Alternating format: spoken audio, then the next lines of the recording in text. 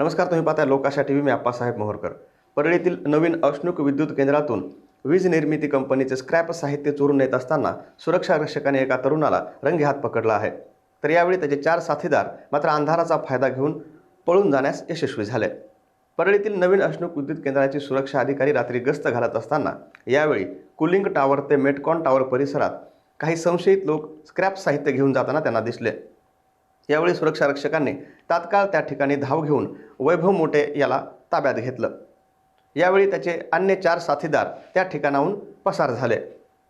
यानंतर सुरक्षा विभागाने आरोपीकडून 28,000 रुपये किमतीचं स्क्रॅप, चोरीसाठी वापरलेली एक मोटारसायकल आणि एक ऑटो रिक्षा असा मुद्देमाल जप्त केला आहे. तर या प्रकरणी सुरक्षा अधिकारी नितीन राठोड यांनी दिलेल्या तक्रारीवरून परळी ग्रामीण पोलीस ठाण्यात 5 जणांविरुद्ध गुन्हा दाखल करण्यात आला आहे.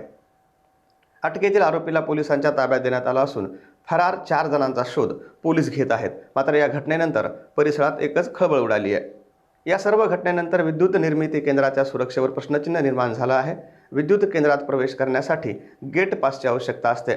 विशेष म्हणजे आतमध्ये जाणाऱ्या प्रत्येक व्यक्तीची झाडाझडती घेऊन मध्ये सोडलं जातं. असं असतानाही 5 व्यक्ती दुचाकी आणि ऑटो रिक्षा घेऊन विद्युत केंद्राच्या आत कसे गेले याची चर्चा सध्या जोरात सुरू आहे. व्हिडिओ जर आवडला तर पुढे नक्की शेअर करा आणि आमच्या लोकाशा टीव्हीला सबस्क्राईब करायला विसरू नका.